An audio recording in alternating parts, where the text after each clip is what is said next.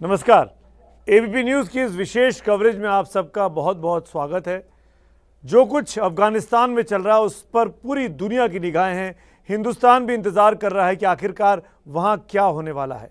20 साल के बाद अमेरिका के अफगानिस्तान से चले जाने के बाद अब वहाँ पर तालिबान का शासन है। तालिबान की हुकूमत बनने के बाद भारत और ख़ासकर पाकिस्तान को क्या सीख लेनी चाहिए?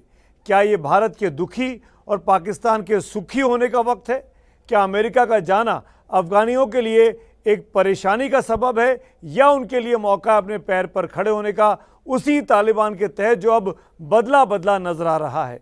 इन्हीं सब मुद्दों पर बात करने के लिए इस वक्त हमारे साथ खास मेहमान पाकिस्तान के farmer interior minister Rahman Malik साहब जुड़े हुए हैं। लंदन से इस वक्त मेरे साथ जुड़ रहे हैं। बहुत बहुत शुक्रिया मलिक साहब हमसे बात करने के लिए। और मेरा पहला सवाल आपसे यही है, अब जब तालिबान काबुल में है, अफगानिस्तान में हुकूमत चलाएगा, आप इसको किस तरीके से देखते हैं? ये तालिबान की जीत हुई है या अमेरिका की हार? सुमीत बात, सबसे पहले तो मैं आपको सलाम, मेरे जितने बहन भाई इंडिया में मुझे देख रहे हैं उनको सलाम। इस दुआ के साथ अल्लाह करे पाकिस्तान और हिंदुस्तान के दरमियान भी सुखी माहौल हो, जो आपने लफ्ज़ इस्तेमाल किया यानी पीस। ये मतलब साल साल से मेरी भी ख्वाहिश है, आपकी ख्वाहिश है, दोनों तरफ आपकी ख्वाहिश है, लेकिन वो कभी पूरी हो जाती कभी नहीं होती है। उस पर मैं ज़रूर आज कुछ थोड़ा कहना चाहूँगा आपके इस सवाल के जवाब देने के बाद। अमित साहब, आप भी काफ़ी देर तक इन चीज़ों को हैंडल करते रहे हैं। मैं बसीयत है डायरेक्टर जनरल FIA और फिर इंटीरियर मिनिस्टर की हैसियत से, फिर as a chairman of the interior committee of the parliament इसको देखता रहा हूँ। एक तो मैं पहले वाजिया करूँ आपको भी, मेरे इंडियन बहन भाइयों को भी और मेरे पाकिस्तानी दोस्तों को भी, कि ये जंग जो शुरू हुई अफगानिस्तान में, ये ना पाकिस्तान की वजह से शुरू हुई ना ये इंडिया की वजह से शुरू हुई। It started because of Afghanistan and because of 9/11। आपको अच्छी तरह याद है कि 9/11 के बाद जो अटैक करने का फैसला किया अमेरिका में, वो आपके सामने है। और आप यकीन करें, मैं दिल की गहराइयों से आपको बता रहा हूं, इस जंग का सबसे ज़्यादा नुकसान पाकिस्तान को हुआ। 80,000 हमने इनोसेंट लोगों की जानों की कुर्बानी दी इसमें। आपको पता है हमारे लॉजिस्टिक्स सिस्टम हुए और बिलियंस ऑफ डॉलर को हमने लॉस किया इन टर्म्स ऑफ एरियल, जो हमने रिस्ट्रिक्शन की।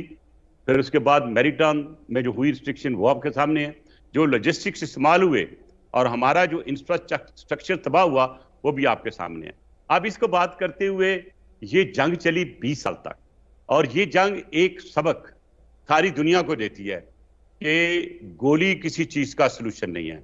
अगर गोली सलूशन होती और 3 ट्रिलियन जो US ने इस्तेमाल किए, फिर जंग का फैसला अमेरिका के हाथ में होता। अब मैं किसी की जीत हार की बात नहीं करूंगा क्योंकि मैं इससे काफी प्रिवी हूं और आपके जीत जोल भी इससे अच्छी तरह से प्रिवी हैं। आपके प्राइम मिनिस्टर मोदी साहब भी इससे बखूबी जानते हैं कि एक प्रोग्राम बना और प्रोग्राम ये था कि एक एग्रीमेंट साइन किया जाए जिसमें तालिबान से भी बात हो, दूसरे फैक्शन से भी बात हो और एग्जिट स्ट्रैटेजीज के लिए बनाई जाए। तो स्मिथ साहब, वो फिर एग्जिट स्ट्रैटेजी आपको पता है दोहा में बनी और उसी के ही बदले यही फैसला हुआ कि अमेरिका विड्रॉ कर जाएगा। अब मेरे जेन में जो था और दुनिया के जेन में भी था कि ये 31 के बाद ये जो भी कोई तालिबान ने टेक ओवर करना है या वैसे करना है, उसमें एक चीज मैं जरूर कहूंगा और मेरा ख्याल शायद आप मेरे से मुत्तफिक हों कि डॉक्टर गनी के पास बड़ा अच्छा चांस था कि वो टेबल पे बैठ जाता है। जब आप सामने तूफान आता हुआ नजर आए तो फिर अपने आप को थोड़ा संभाला देना होता है, थोड़ा डिफेंस करना होता है। शायद वो ना समझ सके और अगर वो की होती तो एग्जिट स्ट्रेटेजी जरूर होती। मैं इसमें अमेरिका के मतलब बहुत जगह ये बात कर चुका हूं और आपसे भी कर रहा हूं कि अगर विड्रॉल से पहले अमेरिका कोई एग्जिट स्ट्रेटेजी बना के, कोई इंटरम सेटअप बना के जाता तो शायद ये जो धमाके, ये जितनी इस वक्त एक खाना जंगी की सूरत है, उसका खात्मा हो जाता। और लेकिन आप मलिक आपका साहब, क्वेश्चन मलिक साहब मैं आता हम हूं, चाहते जो थे कि दोहा में जो एग्रीमेंट हुआ उसमें ये बड़ा क्लियर था कि 31 अगस्त को अमेरिका निकल जाएगा, लेकिन लगता है कि तालिबान को जल्दी थी, वो 15 अगस्त को ही पहुंच गया काबुल में, और उसके बाद कोई खून खराबा नहीं हुआ, कोई बहुत बड़ा जानो माल का नुकसान नहीं हुआ। ये बहुत अच्छी बात है, लोगों को निकलने का मौका मिला, लाखों लोग निकल आए वहाँ से। लेकिन मैं ये जानना चाहता हूँ, क्या ये जो तालिबान है, जो अब बात करने की कोशिश करता हुआ दिखाई दे रहा है, जो अपने आप को बदला हुआ बता रहा है, क्या इस तालिबान पर दुनिया भरोसा करे? देखिए सुमित साहब, दिलों के हाल तो अल्लाह जानता है, या नीयत किसी की क्या है वो खुद ही बता सकते हैं। लेकिन अपेरेंटली जो एग्रीमेंट साइन हुआ था उसमें यही था कि औरतों के हकूकों के एजुकेशनल इंस्टीट्यूशन को लेके जाया जाएगा। और अभी जो उनके रिप्रेजेंटेटिव्स हैं, स्पोक्स पर्सन हैं, वो भी इस बात का यादा कर रहे हैं और प्रॉमिस कर रहे हैं कि हम बदले हुए हैं। अब देखना कि कितने बदले हुए हैं वो आने वाले वक्त में पता चल जाएगा। अब उन्होंने ये भी कह दिया है कि हम गवर्नमेंट बनाएंगे। हैसियत है पाकिस्तानी और अपनी कौम के बिहाफ पे, और I am sure Indian will also agree and endorse me this way, कि वहां पे एक ब्रॉड बेस्ड गवर्नमेंट होनी चाहिए, इंक्लूसिव गवर्नमेंट होनी चाहिए, जिसमें किसी की इंटरफेरेंस नहीं होनी चाहिए। आपको पता है कि मैं काफी दफा आपकी चैनल्स पे भी आया, बाहर की चैनल्स पे भी आया, इल्जाम लगता रहा हम पे कि हम तालिबान की मदद करते हैं। और आपको पता है कि उस पूरे पीरियड में हमारी कितनी जानों का नुकसान हुआ। अगर हम तालिबान की मदद करते तो क्या हमारे 80,000 लोग शहीद होते? आज भी मैं सुमित साहब बताऊं कि 3 दिन पहले हमारे बंदे जो हैं वो शहीद हुए हैं बॉर्डर पे। 2 हमने फेंसिंग कर ली है और कोशिश कर रहे हैं कि कोई वहां से बगैर डॉक्यूमेंट से इधर ना आए, क्योंकि एक हमारी गलती पहले हो चुकी है जब हमने मिलियंस ऑफ रिफ्यूजीज को बगैर डॉक्यूमेंटेशन के एक्सेप्ट किया था। बहरहाल एक चीज मैं अर्ज कर दूं कि आपकी एक बहुत बड़ी वॉइस है, आपकी नेटवर्क की बहुत बड़ी वॉइस है, कि मैं ये कहूंगा कि अगर तालिबान आ गए हैं सामने और वो कमिट करते हैं कि हम दुनिया के साथ चलेंगे और इंटरनेशनल कम्युनिटी का वो एक पार्ट बनेंगे, तो मेरा एक मौका देने में कोई हर्ज नहीं है उनको। अब बशर्ते कि वो सारा कुछ जो उन्होंने दोहा एग्रीमेंट में तय किया था उस एग्रीमेंट को लेके वो चलें। और मुझे उम्मीद है आपकी बात मानता हूं मलिक साहब, भी, इंडिया भी, सारी मलिक दुनिया साहब, इसको सपोर्ट करे। मैं बिल्कुल इस बात को मानता हूं। इंडिया ने भी इतना कुछ सहने के बाद कल ही ऑफिशियल लेवल पर फर्स्ट टाइम बातचीत की है स्टकज़ई साहब के साथ दोहा में, जो कि शेख मोहम्मद स्टकज़ई साहब हैं, जो कि नंबर 2 उनके पॉलिटिकल सिस्टम के हैं। लेकिन मैं ये जानना चाहूँगा आपसे, आप जिस तालिबान के लिए बोल रहे हैं, जब से तालिबान आया है हम रोज़ अपने टीवी चैनल पर डिबेट्स कर रहे हैं, पाकिस्तान से जितने मेहमान हमारे साथ जुड़ते हैं वो ये दिखाने की कोशिश कर रहे हैं कि इस बार पाकिस्तान जीत गया है और हिंदुस्तान हार गया है, भारत की हार हो गई है, जिस तरीके से तालिबान वहाँ आया है।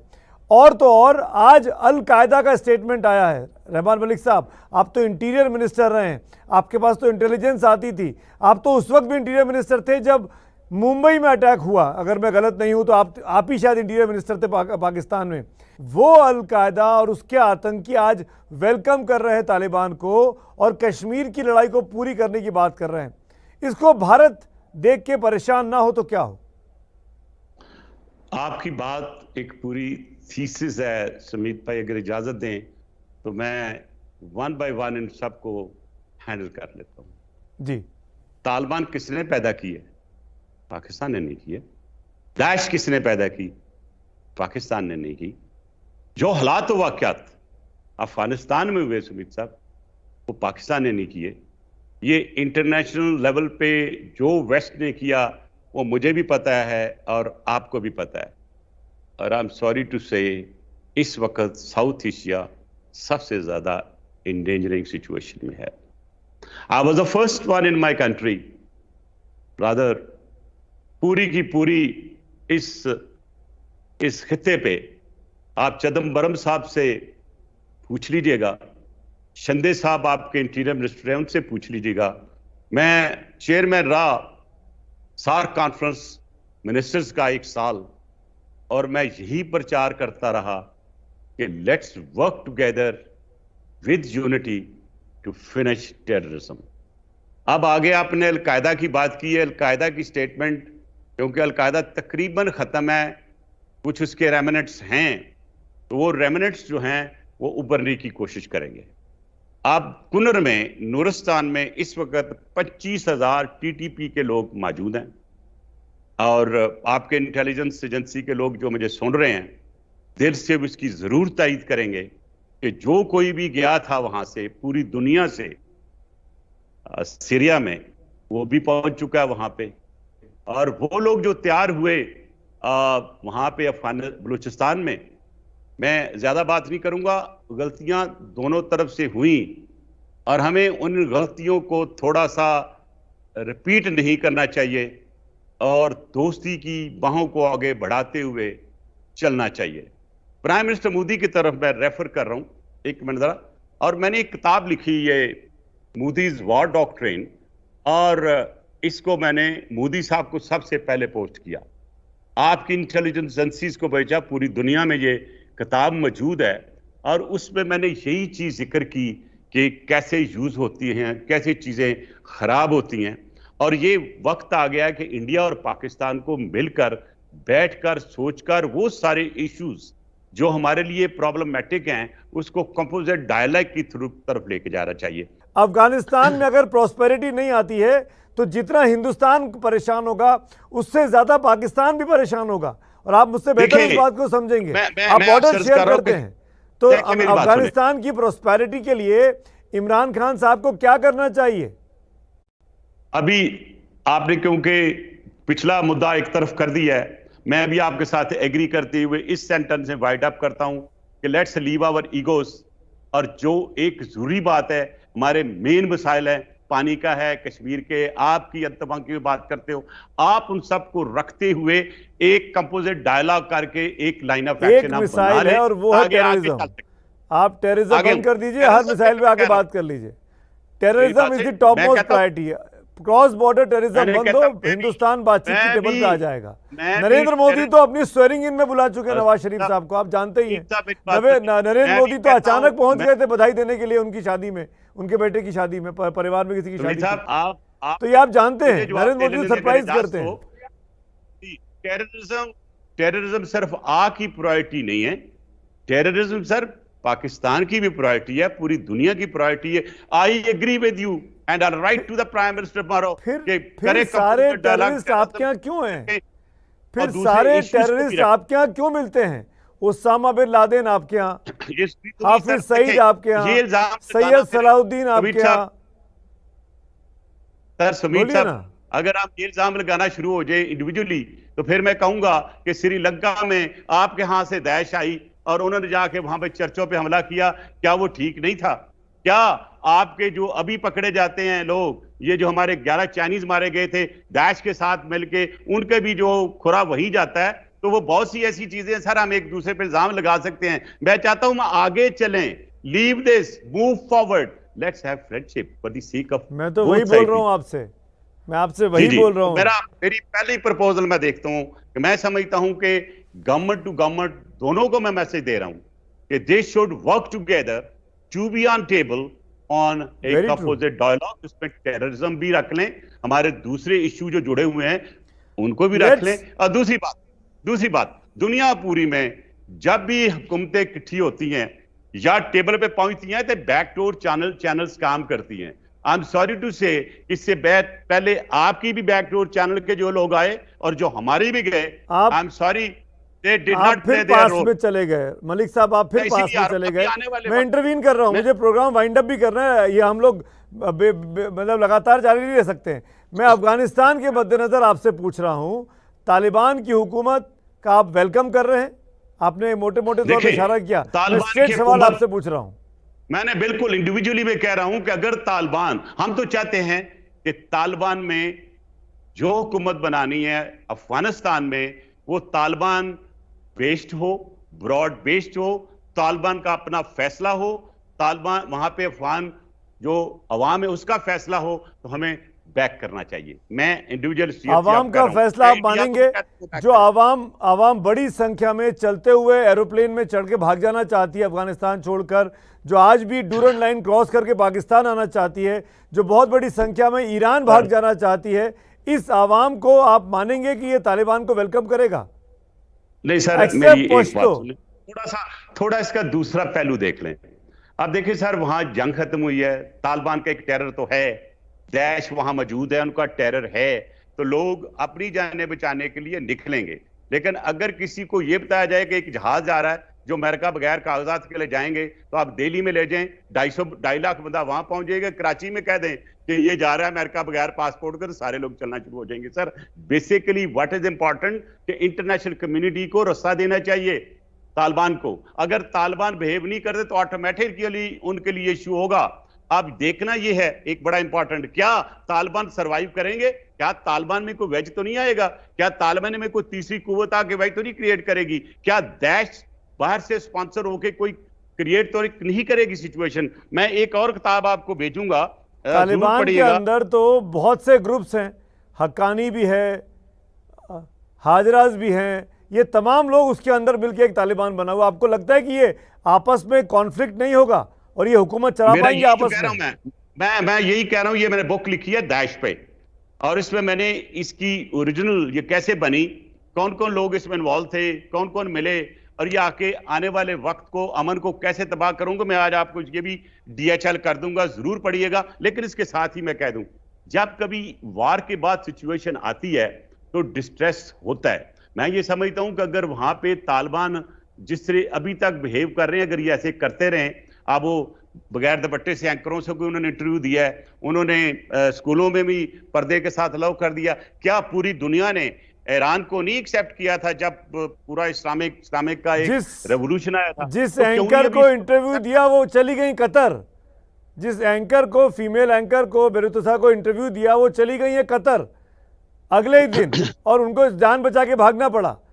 तो ये तालिबान कितना बदला है ये आप भी समझ रहे हैं, मैं भी समझ रहा हूं। इस पे भरोसा करने में वक्त लगेगा दुनिया को। एक बात बताइए मलिक साहब, एक बात बताइए, फिर मैं वाइंड अप करूंगा इस बातचीत को क्योंकि आधे घंटे का वक्त होने करीब आ गया है। ये बताइए, क्या इमरान खान अब इस नए जियोपॉलिटिकल सिनेरियो में, जब वहां पर तालिबान आ गया है, क्या अब भारत के साथ पीस की बात करेंगे इमरान खान की नहीं करेंगे? आप इमरान खान से क्यों नहीं अपील कर रहे हैं, आपके अपने प्राइम मिनिस्टर से? मेरी बात सुने, मैं बगैर उनसे बात की हुआ आपको गारंटी के साथ कह सकता हूं कि Imran Khan will be happy to talk with India on equal terms at any time, number one. अब जिसकी आप बात कर रहे हैं कि वहां पे जो सिचुएशन बन रही है, रिकंस्ट्रक्शन की जरूरत है, वहां पे जो वहां पे तबाही हुई आपके सामने है, तो मैंने एक चीज प्रपोज की थी कि पाकिस्तान ये पूरा एक with full efforts will go, China आ जाए, तो मैं आज आपको ये भी करता हूं कि इंडिया भी मदद कर दे। रिकंस्ट्रक्शन है ना, देखें जब तक हम अपने बैरियर्स को क्लियर नहीं करेंगे उस वक्त तक हमारी जंग होती रहेगी, और जब तक हमारे वो सॉल्यूशंस, वो इश्यूज जिसमें हम बैठ के बात नहीं करेंगे। लास्ट में एक मैं सजेशन देता हूं कि आप जैसे लोग जिनके दिल में एक ख्वाहिश है अमन हो। मैं जब इंडिया गया, मेरे पे बड़े ही वार हुए, आपको पता है, बैशिंग हुई, निकाल के देख लीजिए कि यहां तक के प्राइम मिनिस्टर मोदी साहब को भी याद आ जाएगा कि उन्होंने कहा जी एक मंत्री आया हुआ पाकिस्तान से और वो बोलता जा रहा है और हमारे मंत्री जो है उसके पीछे छुप रहे हैं। तो मैंने उनको वही जवाब दे के आया था। बात यह है कि जब तक हम खुल के बात नहीं करेंगे, आपने खुल के बात की, आपने चीजें बताई हैं, मैंने क्लैरिफिकेशन दी है। हाँ, दोनों मुल्क जो हैं वो आपस में हमारी लड़ाई है, हम जंग कर रहे थे पहले, अब आहिस्ता आहिस्ता बेहतर हो रहा है। मैं यही कहूंगा, हमारी अपील होगी कि जो इंटेलेक्चुअल्स हैं आपके, अदीब जो हैं, अच्छे राइटर्स हैं जी, अगर इकट्ठे होके, मैं आपके 11 लोगों को जो इंटेलेक्चुअल को मैं अपने खर्चे पे बुलाता हूं, सेमिनार कराऊंगा, सारे पाकिस्तान की सीनियर लोगों से मिलाऊंगा। Let's work out a paper, how to move forward and bring Malik sahab, मुझे आपका ये एफर्ट जो है पीस के लिए कि आपस में बातचीत करनी चाहिए, अक्रॉस द टेबल बैठना चाहिए और सारे जो कंट्रोवर्शियल इश्यूज़ हैं उन पर चर्चा करनी चाहिए। हमको भी उसमें कोई दिक्कत नहीं है, बातचीत से ही समाधान निकलता है, हम तो मानते हैं इस बात को। और हम तो ये भी जानते हैं कि किसी तीसरे देश में के इंटीरियर मामलों में भारत दखलंदाजी नहीं करता है। चाहे वो 20 साल तक मदद की हो अफगानिस्तान की, और आप कहते हैं कि भारत फिर से आ जाए, हम फिर से मदद के लिए खड़े हो जाएंगे, जहाँ तक मैं अपनी देश की फॉरेन पॉलिसी को जानता हूँ।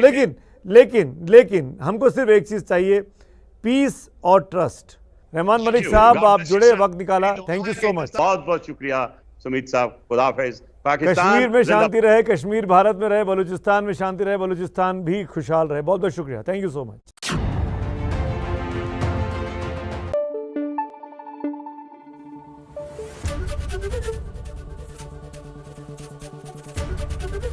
एबीपी न्यूज आपको रखे आगे।